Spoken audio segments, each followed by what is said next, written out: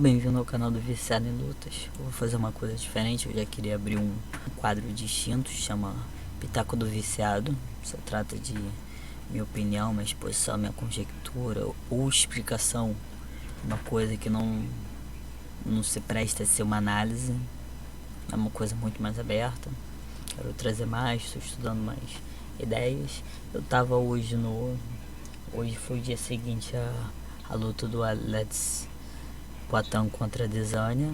A Adesanya venceu, tá 3-1, eles têm uma rivalidade histórica. Tava vendo muita discussão, hoje teve uma discussão um tanto diferente de um cara, duas pessoas me sugeriram, adorei a ideia. Um cara falou, não, que Alex Volkanovski, ele não é o George St. Pierre da nova era. Aí tipo, eu pensei, pô, nada, pelo amor de Deus, porque eu nunca vi isso antes. É tipo, informação que tu nunca mais viveu o mundo da mesma forma. É o caso. A gente pode pegar o que une eles, além da calvície. Tipo, não é o calvão de cria, é o calvaço de cria. Mas largando a idiotice, o que ocorre? Existe um sentido de você falar sobre o George St. Pierre e Alex Volkanovski, existem semelhanças, e também eu quero trazer a ideia hipotética de eles se enfrentarem. Hipoteticamente, eles são de classes muito distintas. O Alex Volkanovski é dos pesos de galos, eu vou conferir aqui, pesos de galos é 65. Não, perdão, é do peso pena. É peso pena, peço perdão. Ele é do peso pena, 65, contra um cara que era do 84. Existe uma diferença de altura, de peso, estrutura corporal. Na realidade não existe diferença de estrutura corporal em si. Mas eu acho que vale uma hipotética simulação de quem seria o vencedor. O que eu quero trazer para dizer que eles são muito semelhantes, e nisso vai ser importante para a hipotética luta entre eles. O George St. Pierre, se ele tivesse morrido, ele teria encarnado o Alex Volkanovski, que não é o caso. Mas por que o Alex Volkanovski é como se fosse o herdeiro da nova era do George St. Pierre? O que acontece? Existe o conceito nas lutas em gerais. Aí você pode pegar, existe a forma aplicada a uma luta especializada, que seria no MMA, o conceito de especializado em all-rounder. O especializado se trata do lutador que tem uma habilidade, tem uma experiência, tem uma capacidade de sobressair em determinada característica. No MMA, a gente fala de forma muito mais abrangente. Quando a gente fala um especialista, a gente está falando de especialista em um campo de luta. É um striking, é um lutador de contato, pessoa que sabe socar, chutar. Wrestler é o lutador que sabe quedar, faz jogo do wrestling, é luta livre, sobretudo luta livre, mas também judô. E o grappler é o lutador que é bom de grappling, é a submissão, é o lutador de solo. A gente tem esse tipo de especialistas, e existe no mundo da luta especializada, especialista a gente fala quando a pessoa é muito habilidosa, muito boa em determinada característica do combate, vamos falar. Pessoa muito boa do contra-ataque, muito boa da longa distância, da curta distância, do footworking. Na luta de solo, acredito que tenha alguma forma de se aplicar essa nomenclatura, mas não vou entrar no mérito. Existe o all-rounder. All-rounder se trata do generalista, é o bom em tudo. O que acontece é muito difícil ter um all-rounder. Ótimos all-rounders que eu posso apontar, pode haver discordância com o que eu vou falar, mas Islam Makhachev eu acho que eu posso colocar nesse campo. Mas a gente pega George St. Pierre e John Jones. Eu também vou eleger Alexander Volkanovski nessa, mas os dois maiores nomes do generalismo, George St. Pierre e John Jones, a gente pode colocar como especialista. Khabib Nurmagomedov, que era um especialista de queda, Anderson Silva na questão da trocação e por aí vai. O que acontece? Sorte de Saint-Pierre era um cara que sempre foi muito bom em tudo. E quando ele teve uma luta contra o Matt Serra, ele perdeu. É tipo, cara, ele invocou na terra o Rei Demônio, o cara que virou um monstro imparável divino. Esse monstro é esse cara simpático aqui. Ele já era muito bom, só que ele era impetuoso, às vezes ele ia na adrenalina, se deixava levar, podia vir a ser superado. Ainda assim era muito estratégico, era aberto a mudar, mas como foi com o DJ Penn, que DJ Penn estava entre os 3 melhores tempos de reação da história do UFC naquele momento. Lyoto Machida, George Saint-Pierre até e DJ Penn. O DJ Penn era superior, na verdade o Machida tinha o melhor tempo de reação.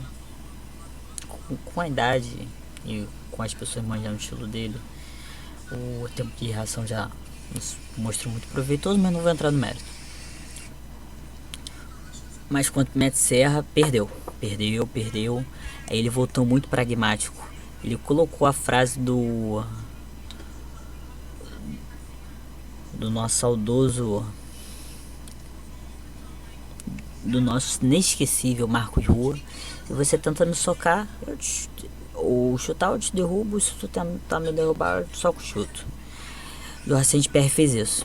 Ele fez isso com muito êxito. Ele era viciado em vencer o oponente pelo oposto da habilidade dele. Alex Volkanovski é tão bom quanto, mas ele é menos pragmático. Ele seguia muito na adrenalina. Ele gosta de uma luta mais sinistra, que nem tubarão.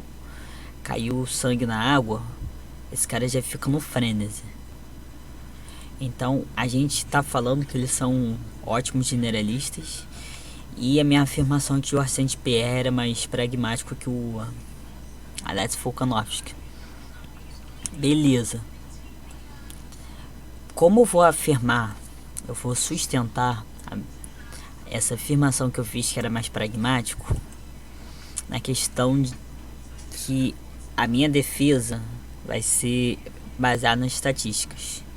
A gente vê que, ironicamente, a origem do Arsène Pierre é proveniente do striking, karatê, mas ele mostrou um sucesso muito maior na questão de quedas do West. Ele não mostrou um sucesso maior, mas as estatísticas dele são ridiculamente boas. O Alex Volkanovski é mais proveniente do West, mas esse pauta mais no strike, inusitado. A gente pega pressão de queda 74%. Eu já escutei que alguma estatística, não posso afirmar se é verdade ou não, se tem um contexto ou não, de 96% de sucesso em quedas. Ele tem uma defesa de quedas ridícula, monstruosa. Ele, se me confere, falam que nunca foi mais de uma vez derrubado num combate. Eu só teve um combatente que conseguiu derrubar ele 2 vezes. Não posso afirmar quem é, infelizmente me falta informação. Ele tem um sucesso muito grande em striking, tem 54%. Alex Volkanovski tem uma pressão de queda, cara, bem tosca comparado ao George Saint-Pierre, né? A defesa de quedas dele é muito alta. Eu acho que ele aplica melhor o conceito de West na parte da defesa. O que acontece? Por o Jorge ser muito pragmático, ser muito dominador, não dá muita margem, era muito fácil ele se preparar para defender uma queda. Alexander Volkanovski no estado de flow já não é tão aberto a essa possibilidade, mas ainda assim o cara tem uma defesa extraordinária. Em questão de strike, tem uma melhor estatística, tem os golpes significativos por minuto conectados. Estatísticas são a favor para ele. Agora, o que eu quero pegar é a vitória por qual método? Alexander Volkanovski, na metade da carreira, ele nocauteou a pessoa. Beleza. Ganhou por decisão 9 vezes, 38%. Quer dizer que ele é mais aberto a decisão que finalização. Georges St-Pierre, ele tem um dobro de finalizações.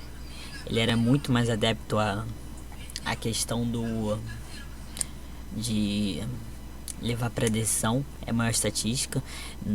Detalhe, todas as lutas, eu não sei se existe uma exceção, ele foi ganhador unânime.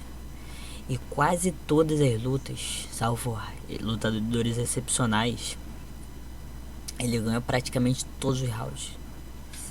Tipo, existia muito 5-0 com ele. O que acontece? Alexandre Volkanovski, a gente vê olha a diferença de nocaute. 4 é muita coisa nesse contexto. A gente vê que finalização, Alexandre Volkanovski é quase alérgico, mas ele também é difícil finalizar ele. Georges St-Pierre era adepto, quando era pra fazer ele fazia. Decisão ele não se importa. Nocaute Alexander. O que acontece? Eu vou voltar agora numa simulação de combate, porque eu acho que se eles estivessem no mesmo peso, Georges St-Pierre passaria um sufoco, mas ganharia. O que acontece? Isso eu não posso me apoiar nas estatísticas, eu me apoio na minha percepção da luta. Cara, o Georges St-Pierre era muito sinistro, muito atlético, muito forte. Mas eu vejo que o Alexander Volkanovski, ele tem um poder de explosão muscular maior, proporcionalmente maior. Existe uma diferença de por volta de uns 15, 20 quilos, eu nem lembro agora os números exatos. E tipo, falar que Alexander Volkanovski tem uma explosão maior que um cara muito mais pesado que ele é sacanagem. Mas proporcionalmente, o Alexander é muito mais sinistro nesse quesito. Ele é muito mais explosivo. O que acontece? Ele tem um estilo muito similar ao de St-Pierre, pré-derrota pro Serra. E depois do revés do Alexander Volkanovski que teve na carreira, ele não fez que nem o Georges St-Pierre de vencer só pelo oposto. Ele quis lutar do jeito dele. Decisão dele, acertado na minha opinião. Cada um tem seu cada um é si próprio. E o que acontece? A maior fraqueza do Alexander Volkanovski, existe duas questões. Isso a gente viu com o Andrei Lomachenko. As duas possibilidades de condição de vitória boa do Georges St-Pierre. O Georges St-Pierre, ele era bom para finalização. No strike ele era muito bom, mas ele podia vir a ser superado. Eu acho que hipoteticamente eles degradariam e o que a gente pode falar que a dianteira seria pro Alex. O Alex, ele é explorado, isso é uma coisa natural do striking. O menor alcance normalmente é muito punido de forma inicial. E como existe uma diferença, isso contra Islam Makhachev, grande de alcance, mesmo que eu acho que o Islam Makhachev é um cara meio baixinho pra categoria, mas quando ele enfrenta o Alexander Volkanovski, ele era enorme. Tem uma diferença de envergadura. Nisso, Islam Makhachev, que é inferior na trocação, superior ele momentaneamente. Se o St-Pierre tivesse uma diferença de alcance, beleza. Mas o que acontece? A potencialidade do Volkanovski na trocação não é mesmo na questão do chão. Ele tem uma defesa de queda ok, mas a desenvoltura seria de St-Pierre. Hipoteticamente, eu acho muito difícil que vinha a ocorrer uma vitória por nocaute ou por finalização entre os dois. Seria uma decisão feita pelos juízes. Na minha percepção, uma vitória do Georges St-Pierre. E eu não sei se seria uma vitória 5-0.